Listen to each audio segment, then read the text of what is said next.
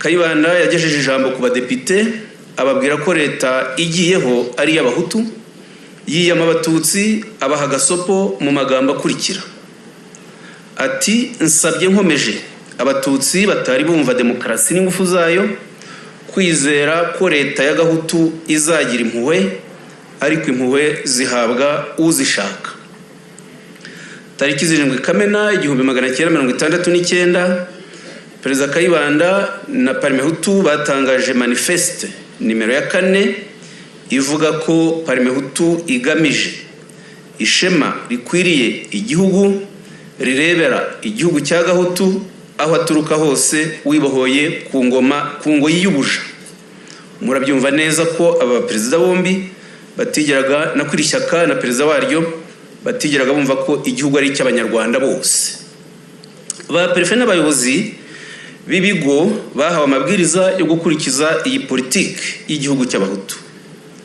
Urugero rumwe, raporo ya prefegitura ya Butare igaragaza inyandiko mvugo y'inama y'abakozi ba prefegitura yayobowe na prefe François Sezirahiga ku itariki 26 Mutarama 1963 ifite amagambo agira ati: iyi nama niyo kuburira bamwe mu bakozi ba leta, cyane cyane abatutsi n'abahutu b'ibicucu bashukwa n'abatutsi bakaba bamaze gushinga bloke y'inzangano, naho mukuri ari bloke ishaka gusenya guverinoma.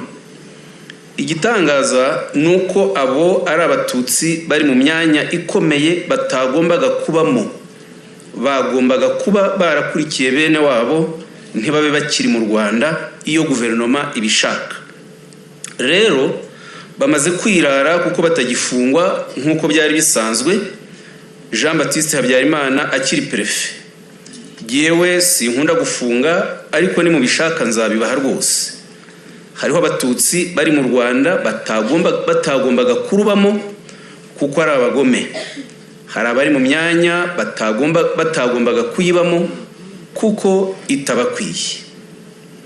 Tariki 28 Mutarama 1964 ku isabukuru ya gatatu ya demokarasi, Perezida Kayibanda yakomeje ijambo rye agira ati: muzi ukuntu Parmehutu yaboneje inzira imwe yo kubohora gahutu, kurenganura gahutu. Intego ya Parmehutu ni ugukoresha ukuri, ariko babirigi batwaraga, ariko batutsi barunaraga. Gucyurira abatutsi avuga ko barunara kwari ukubasesereza, abatoteza, ashingiye ko benshi muri bo bahoze ari abayoboke b'ishyaka rya UNAR ryasabaga ubwigenge, bikarakaza abakoloni b'ababirigi, bakarikuraho bagashyira Parmehutu ku butegetsi ishingiye ku irondabwoko. Muri jenoside, izi mvugo z'igihugu cy'abahutu bagomba kunga ubumwe bagafatanya kurwana ku gihugu cyabo zarakoreshejwe cyane mu bukangurambaga bwa jenoside yo kwica abatutsi. Nge kuri politiki yaranze uburezi, hateguwe inyigisho zigishwa abana bakigishwa iyo ideoloji y'igihugu cy'abahutu. Ikinyamakuru cya MDR Parmehutu cyitwaga Ijwi rya Demokarasi nimero 30 cyo muri Kanama 1962 cyanditse ibibazo n'ibisubizo abarimu bagomba kujya bigisha abana n'ababyeyi, hanyuma abanyarwanda bakabifata nabo batyo. Ndafata muri bimwe muri byo. Ikibazo cya mbere ngo Parmehutu ni iki? Igisubizo: Parmehutu ni umutwe warenganuye gahutu. Ikibazo: ariko se nta wakwishingira irindi shyaka ritari Parmehutu? Igisubizo: agira ngo yerekeze he gahutu? Parmehutu irabibajije. Ikibazo: ese nk'ubwo umuparmehutu cyangwa umuparmehutukazi yakurikira agapariti gashya, ni ukuvuga agashyaka gashya? Igisubizo: nta muparmehutu ugaragurika. Parmehutu ni umutwe wakuye gahutu ku ngoyi. Parmehutu ntirambirwa, Parmehutu ntigaragurika. Mu mwaka wa 1962 Parmehutu yasohoye itangazo ku burezi ryiyamaga abarimu ku bijyanye n'icyo bise gutsindisha abana b'abahutu rikavuga muri aya magambo ngo turasaba abigisha bose mu mashuri ari mu Rwanda kureka gukomeza gusigingiza abana b'abahutu nko ku ngoma ya gikoloniza na gitutsi.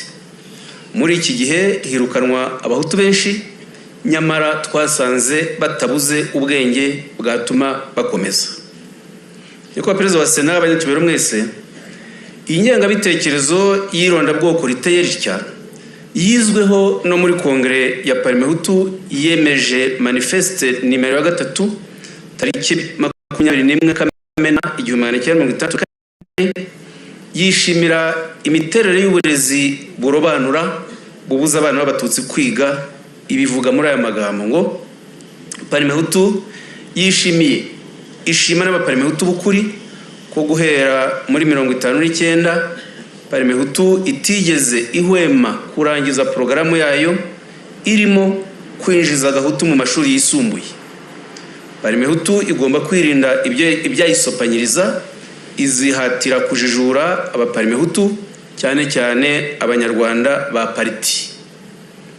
Ku munsi w'abakozi ku itariki ya mbere Gicurasi 1967 Perezida Kayibanda yashimangiye iyi politike y'irondabwoko muri aya magambo kubirebana n'uburezi, aho yavuze ngo aho gahutu ari hose akaba atarajijuka birambabaza nkamufasha uko nshoboye kose. Irumvikana ko uyu muntu atari perezida w'igihugu, imyumvire ye ntabwo ari imyumvire y'ubunyarwanda. Iyi gahunda yanashyizwe mu igenzura ryakozwe n'inteko ishinga amategeko, bibereka ko nta rwego na rumwe rwasigaye rutayishyize mu bikorwa.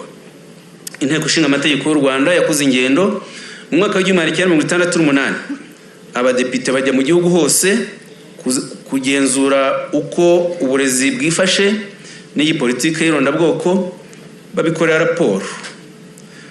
Kubirebana n'uburezi, ndafata urugero rw'uko babivuze muri perefegitura ya Kibuye. Baranditse ngo abategetsi ba perefegitura ya Kibuye twasanze bababajwe nuko abana b'abahutu batarumva akamaro k'amashuri, batanayitaho, akaba yaregukiye abatutsi.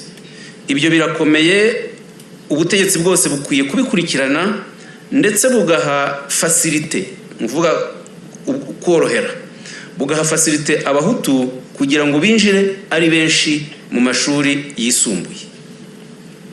Perezida Habyarimana yakomereje kuri iyi politike y'irondabwoko mu mashuri.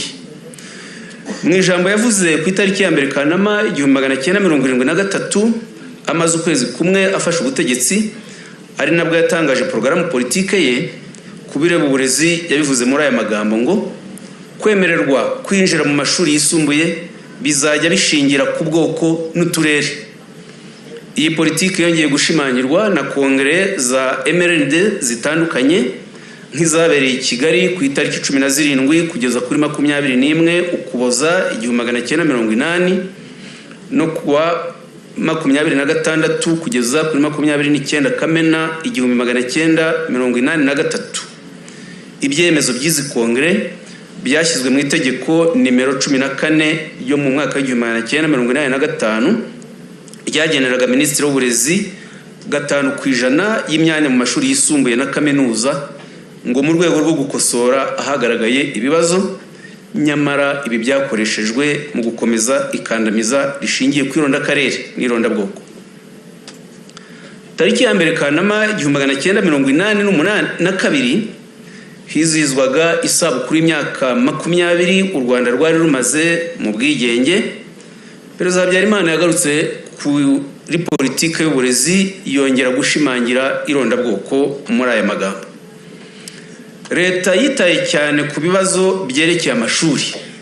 Tumaze kubona ubwigenge, abategetsi b'u Rwanda basanze ari ngombwa gusubira muri politiki yerekeye uburezi bw'igihugu. Politike nshya igamije mbere na mbere kwigisha no kujijura rubanda nyamwinshi.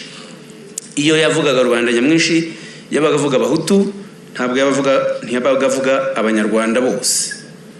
Muri iki gihe murabikurikira, umuhungu we Jean-Luc Habyarimana yarashishikaye atagatifuza ubutegetsi bwa se, akihanukira abeshya ikirenze icya Semuhanuka kose yari umuyobozi w'igitangaza wari warashyize imbere intego y'ubumwe, amahoro n'amajyambere.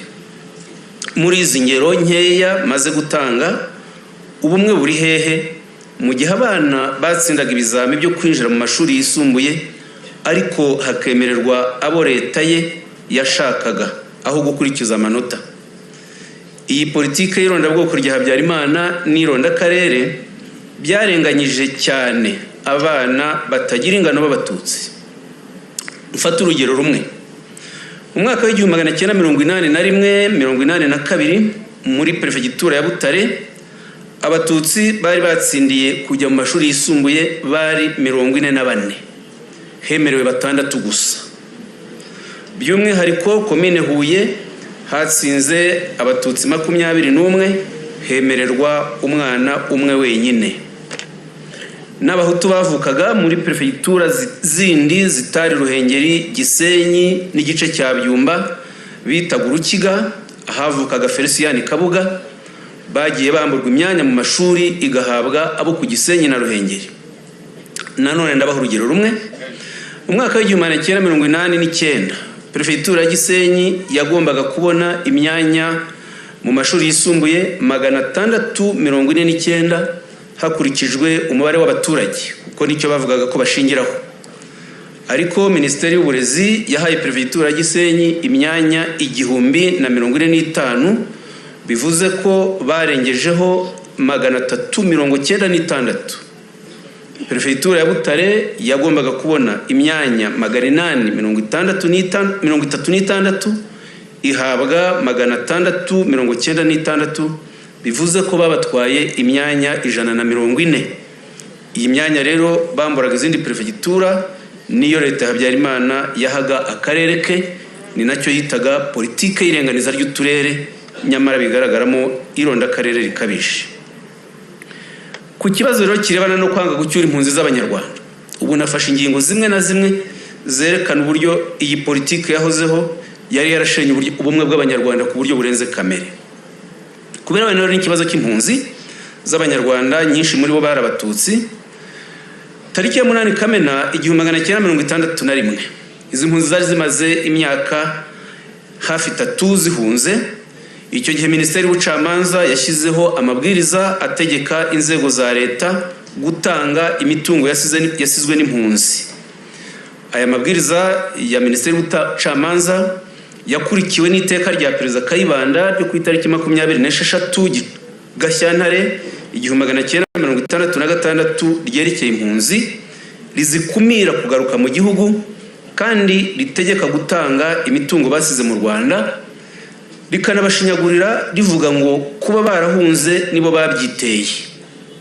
Reka mbasomera agace k'ingingo byanditsemo ngo umuntu wese wari warahunze iyo agarutse ntashobora na gusa kuregera amasambu yaratuyemo cyangwa ayo yahingaga mbere, niba ayo masambu yarahawe abandi baturage cyangwa se hari ikindi leta n'ubutegetsi bwa komine byayageneye.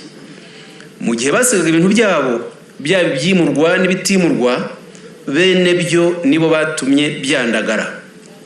Nta wishingiye uguhunga kwabo kwatewe n'ubwoba cyangwa ibikangisho. Abategetsi bariho ubu ntibashobora na rimwe kwishingira ingaruka z'uko guhunga. Abategetsi bose basabwe gukurikiza ibikubiye muri iri teka. Ba minisitiri b'ubutegetsi bw'igihugu n'uw'ingabo na polisi bategeka ba perefe kujya bashakisha impunzi zigarutse mu Rwanda bakazisubiza mu mahanga, kandi imitungo yabo igatangwa bakayibura batyo. Mfate nanone ingero ebyiri. Ku itariki 22 Nyakanga 1963, perefe wa Kibungo Elia Kamonyo yanditse ibaruwa igenewe ba burugumesitiri bose ba perefegitura ya Kibungo abategeka gutanga imitungo y'impunzi muri aya magambo. Ati nkurikije ibaruwa yanjye nimero 599 yo kuri 20 Kamena 1963, ndakumenyesha ko kuva icyo gihe kugeza ubu ufite ibyangombwa byose kugira ngo ushobore gutanga imitungo y'impunzi. Kubera iyo mpamvu rero ngo utegetse gutanga ibyo bintu ufatanyije n'abajyanama bo muri buri komine yawe. Icyitonderwa, ibyo muzatanga byose bigomba gukorerwa inyandiko mvugo, mukabisinyira hamwe n'abajyanama, bikabikwa mu biro bya komine, nanjye mukanyohereza kopi. Mbategetse gutanga ibyo bintu by'impunzi mukibona uru rwandiko, ni mu bitange mwitinya, izo mpunzi nizigaruka muzazohereza iwanjye, nishimiye umwete muzabikorana. Amazu n'amasambu by'impunzi z'abatutsi yaratanzwe muri ubwo buryo, ahabwa abaturage b'abahutu, hasigara ikibazo cy'inka, nazo leta igena uko zigomba gutangwa nk'uko bigaragazwa n'indi baruwa nanone ngiye gutangaho urugero yo ku itariki 3 Nyakanga 1964 ya Perefe wa Kibungo Claudiane Gatwa Buyenge, yanditse asaba ba burugumesitiri bose ko bakimara kuyisoma bahita bagurisha inka zasizwe n'abatutsi bahunze igihugu, bakazanamugezaho igiciro buri nka yagurishijwe. Haje kuvuka ikibazo cy'abishyuje kuba bararagiye izo nka kuva bene zo bahunga, bituma Perefe Gatwa Buyenge yandika indi baruwa ku itariki 10 Nyakanga 1964 abwira aba burugumesitiri ibizakurikizwa. Abivuga muri aya magambo ati: abaragiye inka zikamwa nta gihembo bagomba guhabwa, abasigaranye inka zidakamwa bazahembwa igihembo Perefe na burugumesitiri bazabagenera. Habyarimana ageze ku butegetsi, kimwe mu byemezo bya mbere yafashe ni ugushyigikira aya mabwiriza ya Kayibanda yatotezaga abatutsi ku mitungo yabo no ku gihugu. Yabisohoye mu mabwiriza yo ku itariki 25 z'ukwa 10 1973, amaze amezi 3 ku butegetsi, abyandika neza nk'uko Kayibanda yari yarabyanditse ati: ibintu byatawe n'abatutsi bahunga biba bitakigira nyirabyo, bihinduka inkunga ya leta. Ibyo bintu bigomba gufatwa bigashyirwa mu maboko ya komine. Nta wishingiye guhunga kwabo kwatewe n'ubwoba cyangwa ibikangisho. Abategetsi bari ubu ntibashobora na rimwe kwishingira ingaruka z'uko guhunga. Ngaho aho u Rwanda rwari rwarageze. N'impunzi yageragezaga kugaruka mu Rwanda gusura ababyeyi n'abavandimwe be rwihishwa, yarameneshwaga. Ndabaha urugero rumwe rw'ibaro yo ku itariki 18 Kanama 16 Kanama 1985, yanditswe n'umuyobozi wari ushinzwe abinjira n'abasohoka muri Perefegitura ya Gitarama, igaragaramo icyemezo cyafatiwe umwana witwaga Bisamaza wari wagarutse muri komine Mushubati avuye muri Zaire aho yari yarahungiye hamwe n'ababyeyi be. Iyo baruwa iteye itya: Militant burugumesitiri wa komine Mushubati, nkurikije urwandiko rwawe rwo ku itariki 13 Kanama 1985 runyoherereza uwitwa Bisamaza Nyabirungu waje muri komine aturutse muri Zaire aho yahunganye n'ababyeyi be mu mwaka wa 1973, akaba yaragarutse aje gusura sekuru witwa Terera Berikimasi utuye muri Segiteri Karama.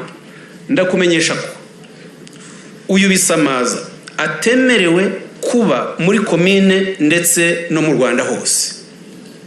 Kubera iyo mpamvu mvuze haruguru, usabwe kubahiriza iki cyemezo namufatiye wifashishije umujyanama wa Segiteri Karama, ukazatumenyesha igihe yagendeye, kuko agomba kuba atakiri mu Rwanda ku itariki 17 Kanama 1985.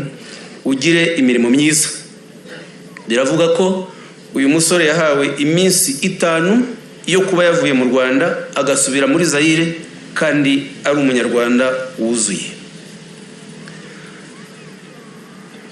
Mu mwaka wa 1968 Musenyeri Bigirumwami uyoboraga Diocese ya Nyundo yasabiye pasiporo umupadiri w'umututsi witwaga Padiri Kayiranga Prudence.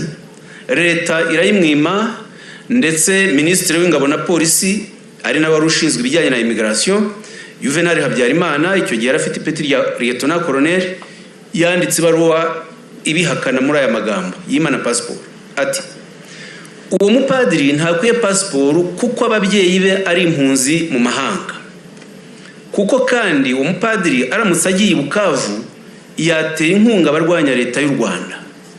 aramutse asohotse mu gihugu, abatutsi bize barushaho kugira ingufu zo kurwanya u Rwanda. Tariki 26 Nyakanga 1986, komite nyobozi y'ishyaka ryari ku butegetsi rya MRND yemeje bizasubirwaho iyo politike yakandamizaga impunzi, izibuza uburenganzira ku gihugu, inazibuza uburenganzira ku mitungo yasigaye mu gihugu.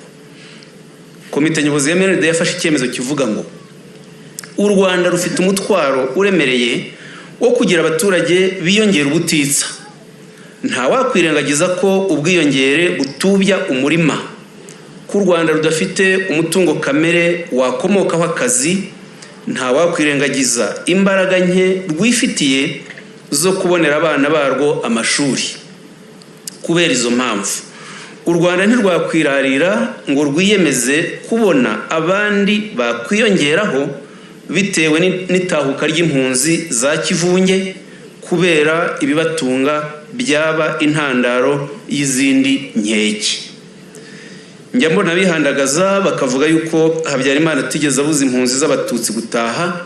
Ngira ngo iki cyemezo cyonyine muri byinshi bihari kirabumvisha politike uyu muntu na leta ye bagenderagaho.